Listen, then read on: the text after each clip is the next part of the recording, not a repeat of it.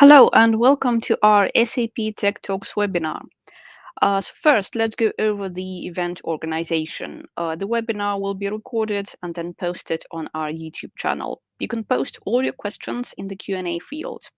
And now let's meet our today's speaker. It's Baiba Blumberga. And the topic of this talk is Unlocking Solid Principles for Robust ABAP Code. Baiba, the floor is yours.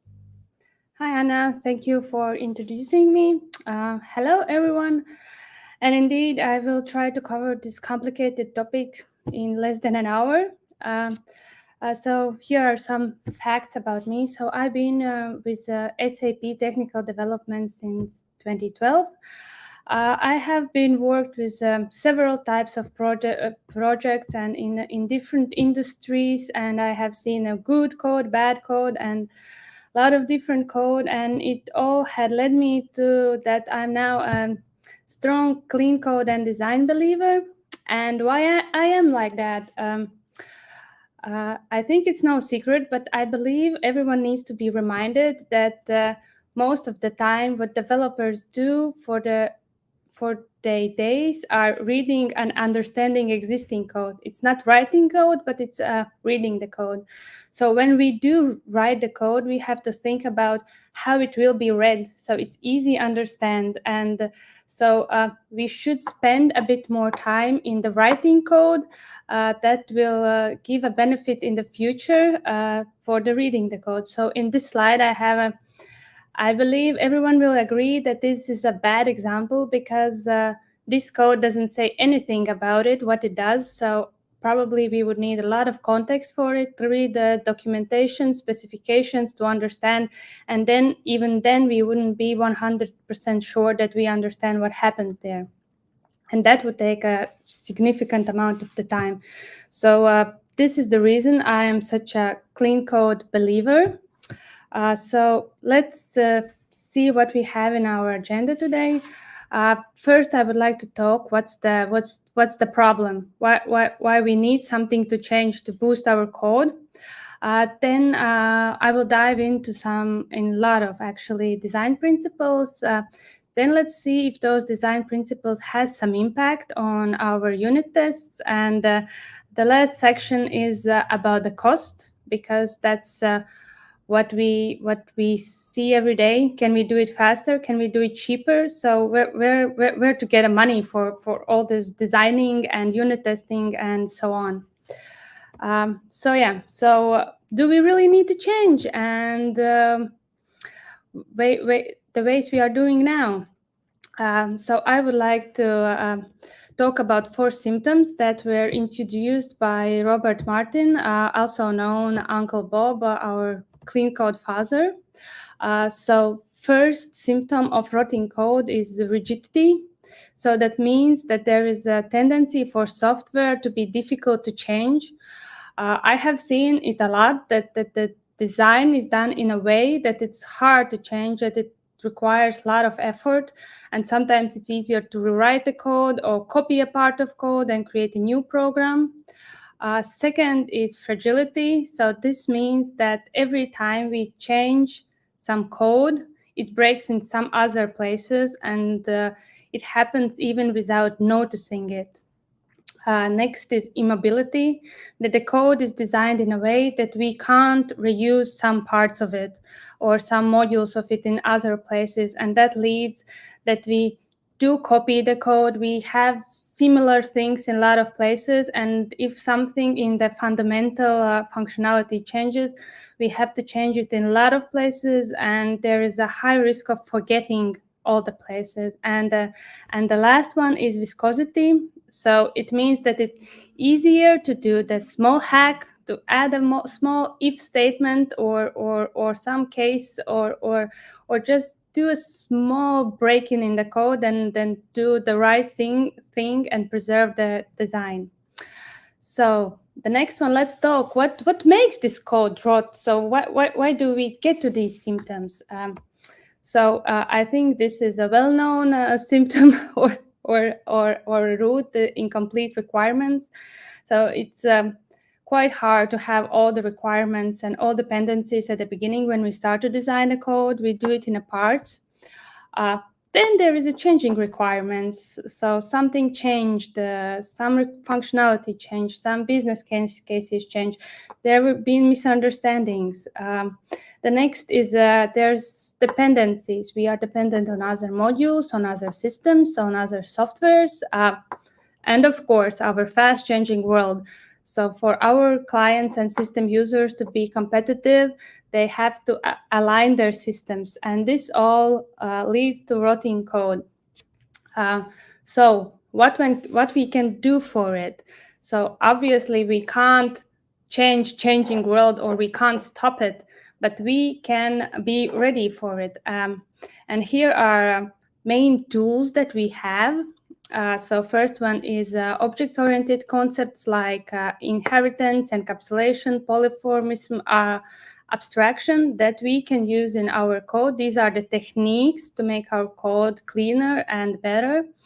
On top of that, we have design principles, and today I will talk about the fundamental and solid design principles that we can follow so that our code doesn't get in those symptoms that I mentioned before. And on top of it, we have a design patterns.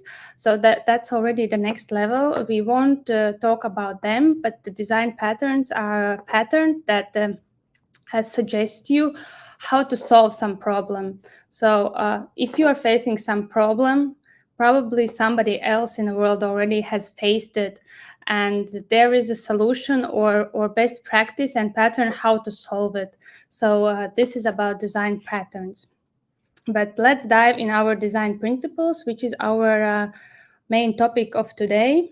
So as I told before, I will talk about some fundamental principles. So these are, in my opinion, it's easier to understand what to do and what not to do, and what look for in your code when you start applying some clean code principles. And the next is, of course, as in the title we already said, it's a solid principles. Where we dive in after fundamental principles, and they are not like they doesn't exclude each other. They help understand how to use them, how to recognize them, and how to implement them in your code. So let's go. So let's start with fundamental principles. So first one is encapsulate what varies. So it means that you need to isolate the aspects of the code that is really prone to change. So you would take this code out in separate class or module so that it doesn't impact your main class. So let's look at example. So here we have a main method for some class which works with orders. So there's different type of orders and different implementations of the classes for each order. And as I said, that what are the main reasons for this rotting code? It's changing things. So that means that we have to be a bit of the fortune tellers when designing our code, and we have to see which is the places which really could change based on our experience, based on the industry knowledge and things like that. And in this case, it's quite obvious that in a shorter or longer time of period, as other order type would come in the picture. So this means that this if statement, that's the part which is really prone to change, and we would need to kind of take it out and isolate it so that when this change comes, we don't change all the main method or all the main class that's handling our document. So let's look how it could look like. So here we have introduced the order factory class. That's then decides what type of the class or implementation should be used, and then main method only gives the order type to the factory class, and then it gets the implementation it needs. So now the main method doesn't care about what implementation are underneath it. And other important point, what we have here, what's in ABAP, we are now taking this changing part outside our main method. So that means that we have two different objects, two different classes, and this small change of the order type wouldn't block our main class for the changes, so we wouldn't have these dependencies between different developments, so to say. So next fundamental principle is losing coupling. So this means that components should be built independently with minimal dependencies. So what we had in our symptoms, it was immobility. So we have to make sure that our code has a flexibility, maintainability, and that we decrease this risk of changes that impact other changes. Let's look at example again. In this case, we can see tight coupling where the sales order has a printer. So they are tightly coupled. So the sales order needs to be printed. So it has an instance of the printer, and then when it needs to print, it just asks to the printer to be printed. It seems really nice and fine, but the problem may come in when we need some other output method, so to say. So what we can do to lose this coupling, we introduce the interface in between. So it can be interface or abstraction for this output, and then sales order just have this output. It doesn't care what kind of output. It just asks to execute the output to send it, and it can be print or mail, or I don't know what can in future come. But then we protect the sales order of this change because it's not sales order responsibility, so to say. Let's look at the next principle. Program to interface, not implementation. So it's really similar to the previous one, but I just want to emphasize this. So we code against abstract interface or base class instead of the specific class. So again, to ensure this flexibility in interchangeability of the object.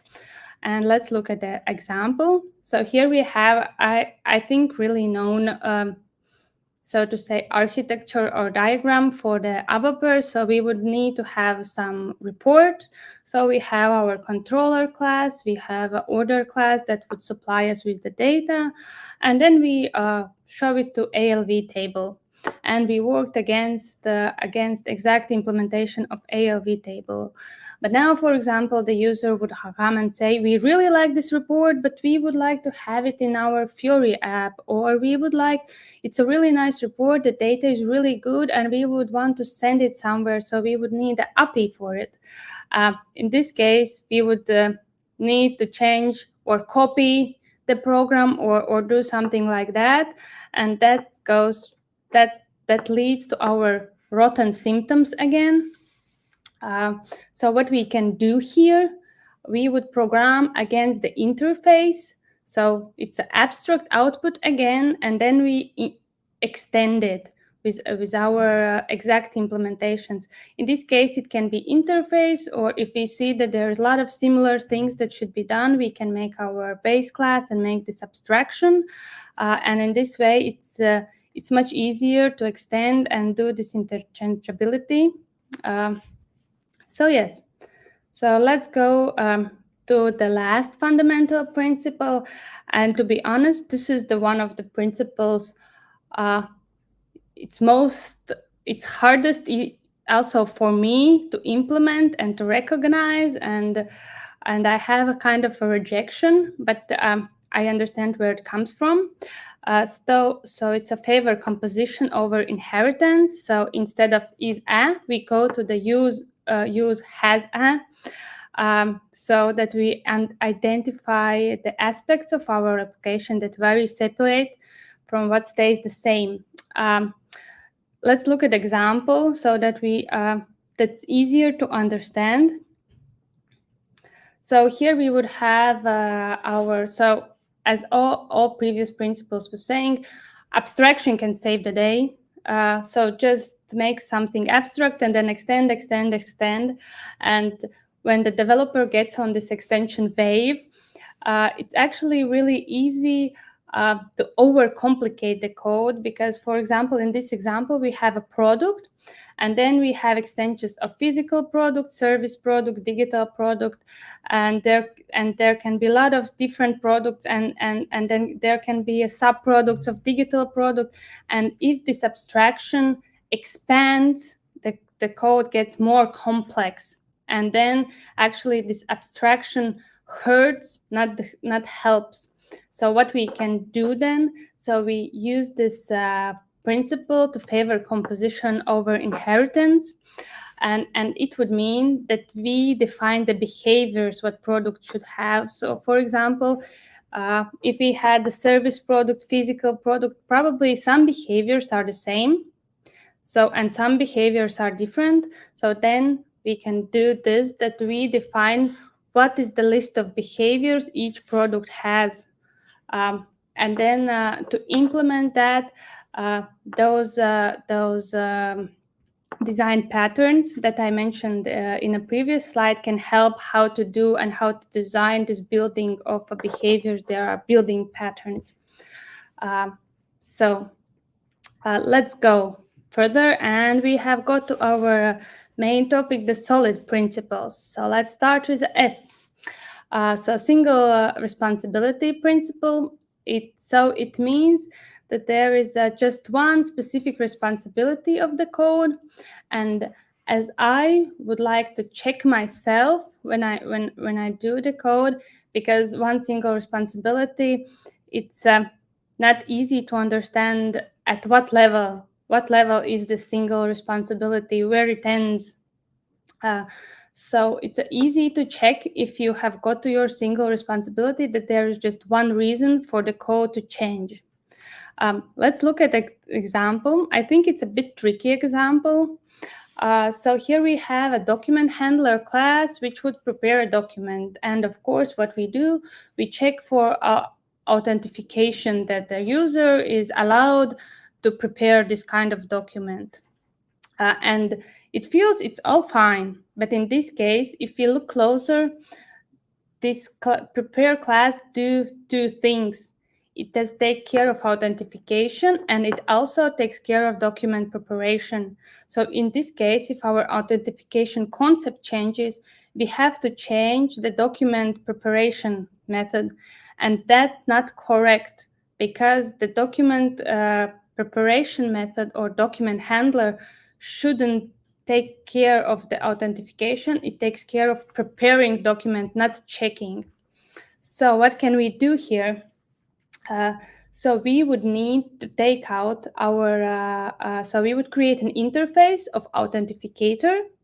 We would take this implementation out of our document handler class. And when creating our document handler class, we would pass in the authenticator that the document handler class can use, and it would use it by interface. So it doesn't care what implementation is there, what authentication object is there, or what class or what logic is there. It doesn't care. It just needs to know if I am allowed to start to do my job. So let's go to the next one, open close principle. So this is the principle what ABAP developers like to use the most.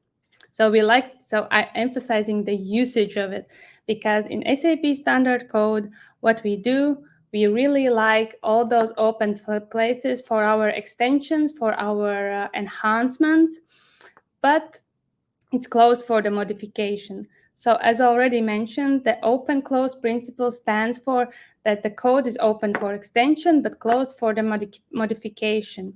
So we like to use it, but rarely we apply it in our designs. So let's look at this principle, how it can work, and it's pretty important to use it. So here we have something similar what we looked already. So we have a sales order class. We want to create a sales order. And there can be different types of sales orders, of course. And what we do, we just implement the case, and then based on this document type, we write a different process of creation. In this case, what happens again, if the new document type comes in, we have to change the all sales order class. So in this way, we have opened it for change, and we don't give a possibility to extend it. So how could we redesign our code to satisfy this principle? So what we do, we create our sales order class, abstract class, which defines what kind of steps should be taken to create sales order. For example, check data, post document, update status, or whatever it has to do. And then we do the implementations of this abstract class based on our types, and then our method implements all the things that it should happen for this document type. So in this case, we don't actually, so if the new document types come in, we don't change the sales document class, which is abstract, and we do not have an impact on other types. So we isolate our changes, and we protect the previous code from being changed. Let's look at the next example. Lisco substitution principle. So what does it mean? It means a subtype must be substitutable for its base type without any consequences, so to say. So if we have a previous example, so it means if we have this base type as sales order, then our other order types, which is behind, can be substituted by our base class, and it should act the same. So to better understand, we have this popular meme. So if it looks like a duck, walks like a duck, but needs a batteries, you probably have a wrong abstraction. I have violated this principle, I have to be honest, and it's really tempting to do, because sometimes you have a code, you have your base class, you have the subtypes, and the new subtype comes in, and you feel it's almost the same. There is just this one small thing to do. So it's no harm, but actually in this way we do violate this principle. So to say, so this principle is a bit different from the previous principles, because previous principles were suggesting that we do things, how to do things, but this principle suggests where to be aware and how to not to do the things. So let's look at the small example. So we would have our base material class, and then we have inheriting from material class, we have a hazardous material class. Where is it? The small change, we have to check if the hazardous material type if there has been done some checks, so that so, and then we would raise exception if something is wrong. So it's just this small exception. So let's look what happens. So if we call our base class, it just prints the material, everything is good, everything is saved. What happens with our substitution class? We run to the runtime error, because our base class was not handling these things that our subtype is doing. So we have to be really careful. I understand that this example is harsh, that we wouldn't let go to the production with a runtime error. I just want to emphasize that we have to be careful with these substitutions when we are on this, so to say, abstraction wave. And maybe for this one to be fixed, we have to look at the fundamental principle to favor composition over inheritance. So this, if we run into this Lisco substitution principle violation, we have to rethink our design. So maybe probably something went wrong, or we do use the wrong abstraction. Let's go to the next one. So it's an interface segregation principle.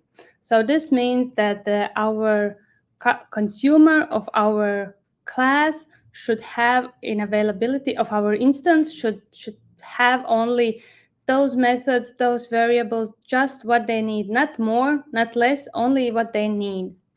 And it's kind of easy to understand, but it's not easy to implement. And I recently read a nice, so to say, example for this. So imagine you are in a shop and you want to pay for your groceries to cashier. So what you do, you take out your wallet, you decide you pay by cash or by card. If you decide to pay by cash, you just decide what bills you want. Maybe you want to exchange the bills or you want to get rid of the small coins. So you decide how you pay. If we violate this interface segregation principle, what would happen? We would just give our wallet to the cashier and let her decide how to do the things. And I think that's a quite a good example to understand not to give everything to consumer. And let's look at the example. So again, we have a small material interface that does a lot of things. So it allows to create, it allows update, it allows it calculates weight, it allows deprecation.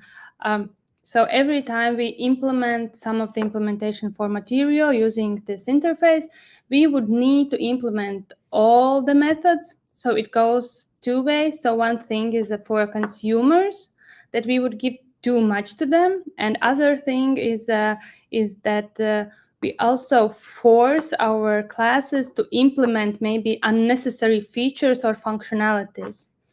So here we have to be really careful because we have to look and decide which methods, which attributes go together, which are most cohesive, and then split them. And sometimes it's really hard work to do it. So, for example, if you have some class that works with saving data, getting data, sending data to API, so it's good to segregate those interfaces to allow to do just the things that's needed. In this case, we have segregated the three interfaces, and then each class can decide which one they need to implement. And also, if they give its instance to the consumer, it gives only the part that the consumer needs. I think we have seen this a lot in SAP standard code, and sometimes we are angry about it. We see that instance has the class instance has it, but we don't have access because we are having just part of the interface. But that's how they are protecting things, because we can go in some side effects if we use the functions that are not supposed to be used at that place. And so we have got to our last solid principle, which is dependency inversion principle. So let me try to explain it slowly, and I hope we will get to understanding. So that means that the high-level module shouldn't depend on low-level modules, but instead both should depend on abstraction. So this goes together with that, with implement against the interface, what we had in our fundamental principles. And let's look at the example so it's easier to understand. So here we have an employee class that wants to send to notify employee. We just send an email. So in this case, the employee class is depending and has this close tight coupling with this email class. So they are depending on, so the employee class is depending on email class. And if we want to notify the person in the employee in some other way, I don't know, send some push message or something like that, we would need to change this employee class. And other thing is that it's not interchangeable, and it would be really it would be hard to test also this method for the employee notification. So what we do again, we create this interface that works as a contract between this base class, the higher class, and the lower class. So in this case, even for example, if we have it also helps you when in your development process, so that if we do this in development process. So we decide with our fellow developer that this will be the interface we will be working on. So I, as a developer of employee class, I don't need to know how this notification will be implemented. We have decided that these will be the classes, and the methods, I mean. And so we can work separately. At the same time, one developer can implement this email class, and other developer can implement the employee class, and we have this contract on the notification. So to say, yes, and let's look. I have a small illustration for this one. So here we can see how actually these arrows help us see how actually this dependency has inverted. So we both now depend on this contract or this interface, not on the lower class. So let's go to our next section. Does these solid principles we talked about does these solid principles we talked about have any relations to unit tests? So let's start. Just to set the ground, by unit tests, we mean the smallest testable parts of our code base. And let's look what are characteristics to make a unit test a good unit test. So the first one is isolation. So it tests one single functionality. It doesn't depend on other factors, on databases, networks, or anything else. It just tests this one small part. Other is completeness. So it means that the unit test is testing the whole edge cases and all cases that can happen, that the whole code is tested, and there it includes also success and failures. So next one is readability. Also, as I said at the beginning, the clean code is about helping the developers to read and understand what happens. The same happens in the unit test. So when reading the code of the unit test, the developer should other developer or even yourself in a short period of time should be able to understand what actually you were testing there, what happens there. This can also work as a small documentation how things should work. Then there is maintainability. So this test should be a simple. They should test just one thing, and so to say, to not overcomplicate it. So that's a characteristic of good unit test. And the last one is determinism, which means that the test should always have the same result. Because if we can't trust the test, it's really useless. And then we don't know, is it a bug in my code? Is it a bug in a test? So if the test doesn't work as supposed to, then yeah. So where it leads us. So our solid principles, where, as we saw, they were tended to isolate the code, to move out the pending parts, to make it code smaller. So this takes that. This leads that our code parts are smaller, and then it means that it's easier also to test, and our tests become more and more simpler. So let's go deeper and look at for the solid principles one by one on the impact on the unit test. So single responsibility principle was about that the code should have only one responsibility and just one reason to change. So this simplifies the unit test. So we have only one thing to test, and also the unit test would have only one reason to change if actually the functionality changed, not something else. Let's look at the next one, open-closed principle. So open-closed principle was the principle about closing code for change and opening code for extension. So this means this principle helps us safeguard our unit tests. So it means we don't change code, we don't make code more complex. That means that our unit tests also stay the same, and we just write the unit tests for our new extended classes.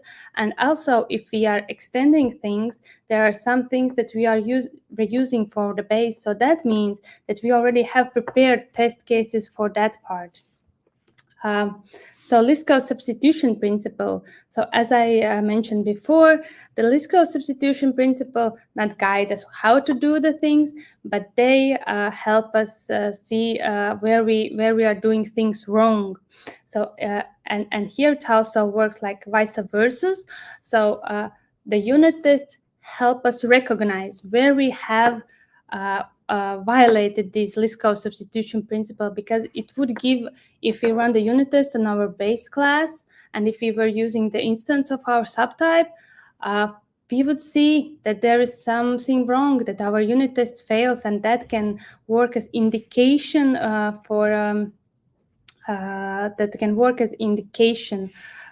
for the list code substitution principle violation. So the interface segregation principle was the principle where we try to make our interfaces smaller, more cohesive. So this also leads to our test cases and unit tests to get smaller, less complex, and more focused on what's actually is a functionality. And the last one, dependency inversion principle. It advocates for this abstraction. As I said, we put this contract in between, and also this contract, what we have, it's something that we can use to create our test doubles when creating the unit tests and mocking things, because we can't create the real instances. We need to mock, so that we would remove those dependencies of other classes. In this case, as was mentioned in a previous slide, that's one of the characteristics that makes the unit test good. So this dependency inversion principle helps us doing this one, that we don't depend on the lower class, we just depend on interface. Let's look at the small example I have taken for a single responsibility principle. It's a really easy example and straightforward, and probably there would be rare cases that we would have in the real life, or even if it's so simple, we wouldn't try the test class or method for it, but just to look at it, how it works. In this case, I want to look at it vice versa. So we look from a test class, so to say, a test-driven development. So we would have a small document class where we need to append text. So we have to add something. So what we would have, that we can append several things, and that should be a result. So from this, we see that this append text should be small and simple. And that leads our also to follow our solid principles, to make them simple and small, so to say.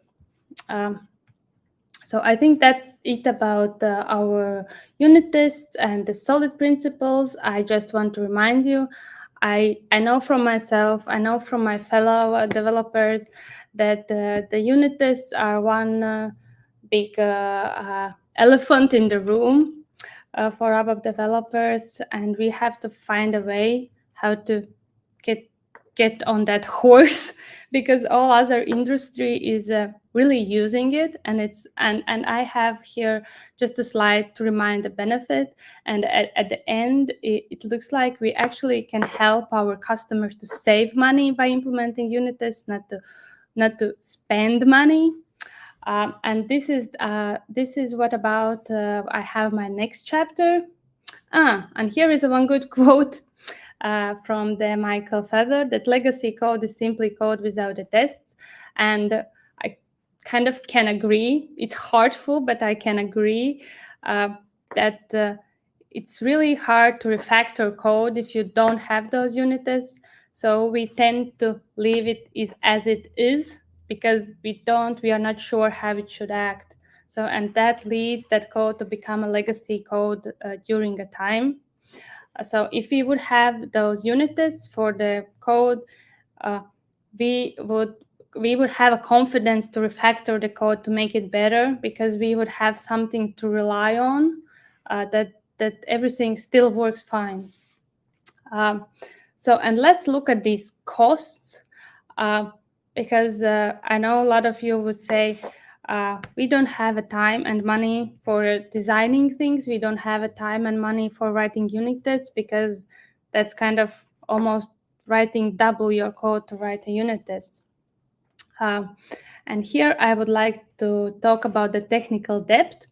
So, as from a Wikipedia, it's implied cost of a future reworking required when choosing easy but limited solution instead of better approach. So here in a diagram, we can see the idle cost of the change, and then we can see the actual cost of the change that over time grows up. And then this gap is a technical debt, and we can't have a system without a technical debt. But when we design a code, we can think how to make it, how to shorten this gap, make it smaller, because in the future it can have a huge impact and it would cost a lot. In some companies, they even have this, that they consciously work with the technical debt, that they recognize the technical debt, they log in their Jira technical debt stories, and then they have some capacity to rework or refactor. But to do it confidently, then also we would need those unit tests I talked before. And here I would like to talk about one example. So when I was young, I think for a lot of youngsters and everybody, the dream phone was the Nokia, whatever Nokia. So there was fancy business Nokia phones, there were fancy youngster phones, and so on. And then one day it came, and it was iPhone. So it just changed overnight. And there has been done the research. What happened to Nokia? Why it didn't follow the innovation? Because it was a big company, a powerful company. And what happened? And they had to admit that their technical debt was too big to change it and to follow the market. So they actually, we can say, they have lost the company over the technical debt, because they didn't pay it off in a time. So that's a seed for a thought. And let's look at there's a research about what's the cost of defect over software lifecycle. So as we see, if we find a defect in requirement, so the cost is lower. So it gets already 3 times bigger if it's found on a design or architecture. But if it's found on deployment, it's already 30 times bigger the cost. So actually spending more time on design and architecture, we are saving money for the company, not spending it. And I have one more research where is the relative cost of fixing defects.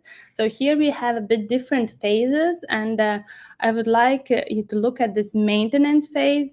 So if we find the same defect in the design phase, or we design the code better and things better, we can save 100 times that time spent, because in the maintenance, if the defect has gone to the maintenance, the cost is high because of all the process, all the rewriting, understanding what happens. Because when you are in design or implementation, you still remember what happens there, what you are writing there. But when it comes back from maintenance, it's a good if your team has done it, but if not, you have to dive in, and it takes time and money, and even maybe some costs for the business, because something is down.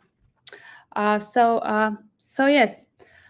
So I would like to share, there are some good resources. One of my favorite, I hope yours too, is this GitHub for a clean ABAP. Then there is this Uncle Bob research essay, so to say. Then there are some good trainings on LinkedIn. And I would like to finish my presentation with Martin Fowler quote. that any fool can write a code that computer can understand, but good programmers write that code that humans can understand. So, yes, questions. I hope I can answer some of them. Hannah, you are muted. Yeah. Yeah, it's not your regular meeting or webinar if you are not muted at some point when you start talking. So I was saying, Baiba, thank you so much for this amazing and informative talk. And now finally we can get down to the Q&A part. So question 1 is, what are some common challenges when applying solid principles in ABAP and how can they be addressed? I, I think the main challenge is that humans are creatures of habit. So we have our habits, how we do things, and then it's really hard to break them because we know we have a solution, we can do it fast. So and it's sometimes hard to break yourself. So for this challenge, what I can address, we have to do it in a team. There's no one developer fighter, so you have to have this in a team. You have to discuss these questions in a team, and so to say, to create your community and maybe even some uh, so to say competition between who can do better code or something like that. Because when you see the result, when for example some changes come that you are anticipated, it is your design and you say, oh yeah, now it's easy, I just have to, I don't know, write one small thing in some table and it all will run. That's a fruitful moment. Right, yeah, that's a great answer. So do we have, yep, question 2 is how can developers balance the need for clean and efficient code with project timelines and deadlines? Yeah, yeah, that's a good question, and that's a hard answer. Um, what I maybe didn't say in this in the presentation, I would like that we use our common sense, and that we follow these guidelines. We try to follow them and try to see where it's beneficial, and sometimes maybe it's not so beneficial, and there could be exceptional cases, and these are just the guidelines, it's not the rules. But I would like to say the more you do, the better you become in it. And and the one thing, maybe just start with the simple thing.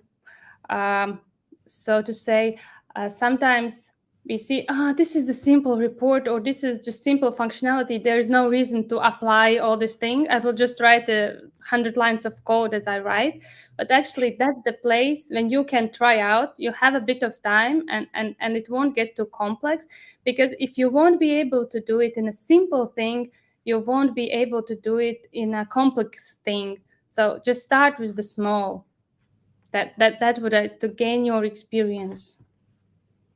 Yep, yep, got it. Thank you. All right. Do we have any other questions left? So while you're posting your questions, we encourage you to join our community on other social networks, Facebook, Telegram, LinkedIn, and of course the We Are community platform. Use the link in the chat. And yep, we've got our next question. Could you Oh, please provide more examples to illustrate composition over inheritance? um, yeah. So we have. I have had sometimes that you have to build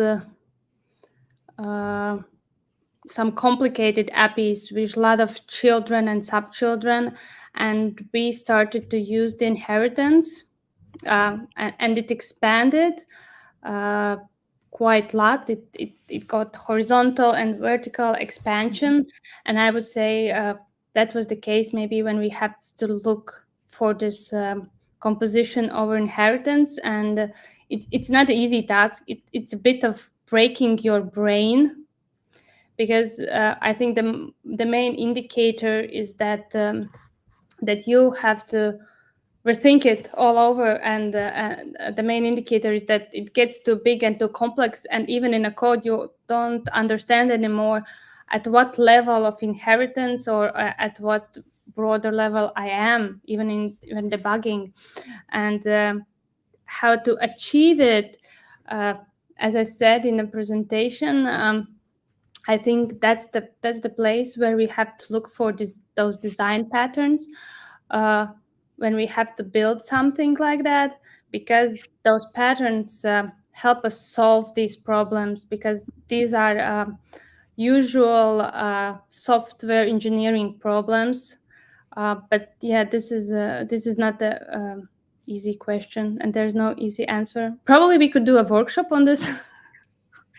Yeah, that's quite a good idea. Yeah. So our next question is, how often have you seen the solid principle implemented in the standard SAP code? Does it make the solid principle implementation harder when extending the standard code? I would say the standard code has a quite heavy solid principle implementation. We can even see in the namings of the classes. For example, factory class, it usually use some and as I said in my presentation, the open close principle is highly used because the SAP has opened as places for our extensions, and that's one of the solid principles. They use it a lot of the interface segregation. They really don't give it too much to our enhancements, and so they are protecting their code quite a lot, I would say. Right. And we've got another question. Could you please clarify what is the point of the Liskov substitution principle?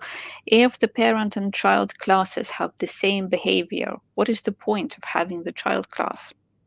Um, so it's not about the so whew, good one. Uh, so it's not exactly the same behavior.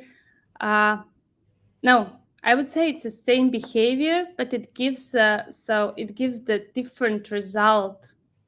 So to say, um, for example, if we go back and look at the sales order document class, so we have a class for the sales document, but we have one type of the sales document, other type of the sales document, and they do things a bit differently. They, for example, take their partners differently or whatever, but they still do the same thing, but they don't add any extra behavior to the defined behavior, so to say. I hope it answers a bit.